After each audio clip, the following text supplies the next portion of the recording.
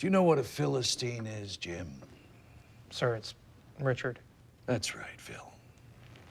Give him the spiel. I just sat down one day and wrote, literally on the top of a piece of paper, wrote Justin's list of things to do before he kicks the bucket. And he called it a bucket list. We were supposed to make a list of all the things we wanted to do in our lives before we Kick the bucket. Cutesy. The first thing on my own bucket list was get a movie made in a major studio. They generally think About a year or two went by before I sort of had the idea that this would actually kind of make an interesting thing for a movie, adding the ticking clock of two guys who have only a certain amount of time left to live, and what are the things that they would want to accomplish. We could do this. We should do this. The first thing they do is skydiving, which is still on my list because I'm a big sissy. 15 seconds! No, wait, I can't do this! It'll probably be on there for the rest. Maybe when I'm like 70, I'll go and jump out of a plane. No! Let's hit the steel! Geronimo!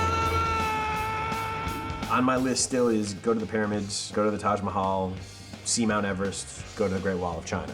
My little travel log section of my lists, I literally cut and pasted into the screenplay. This is China for you, baby!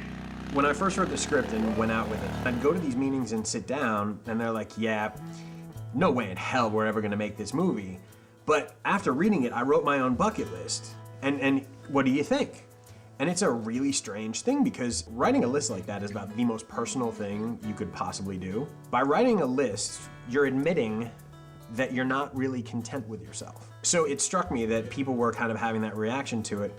So I had the idea of doing a book, and the book is called Bucket Lists, and it's basically a compilation of actual bucket lists from extraordinary people from numerous walks of life. It's everyone from Sean Hayes and Morgan Freeman to Hugh Hefner to firefighters. I wanted it to be a real cross-section, and the book is arranged chronologically. It starts with the youngest kid to sail across the Atlantic solo, and as you go through it, it progresses in age, so you get to see how people's hopes and dreams evolve over the course of a lifetime.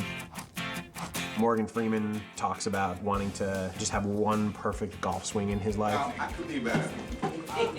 Golf game sucks. Have I fired you lately? Not since the Oprah incident. Sean's from Chicago, and it's a tradition in Chicago, they'll always get a celebrity to come in and sing Take Me Out to the Ball Game for the seventh inning stretch. And it's been one of Sean's lifelong dreams to do that at a Cubs game.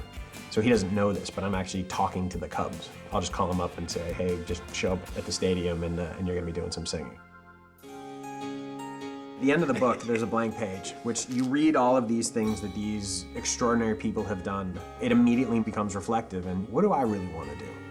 We could cross off 2 items. See the pyramids and witness something majestic. The biggest thing that stands out when you read someone's bucket list is the younger people, they're accomplishment oriented. I want to become this. I want to own that. And the older people get, and especially once people sort of make the turn through middle age and become parents, there'll be 1 or 2 things, like Jack and Morgan go and race vintage Mustangs. Gonna drive it or buy it a dress? But ultimately, it really does become about family and friends and love. I got something for us. Wasn't sure I'd need it.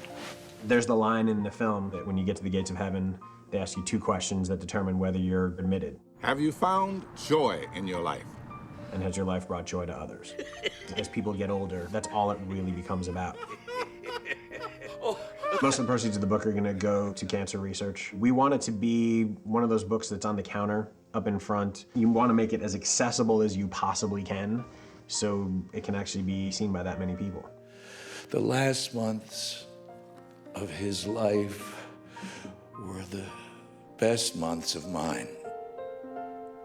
For me, the book is about saying, look at what these extraordinary people have done with their lives. Now go do this on your own. The whole point of a bucket list is just saying, I can at any time extricate myself from what I'm doing and go and pursue these goals. You don't really have to play the cards you're dealt with in life. Anyone at any point in their life can make it better.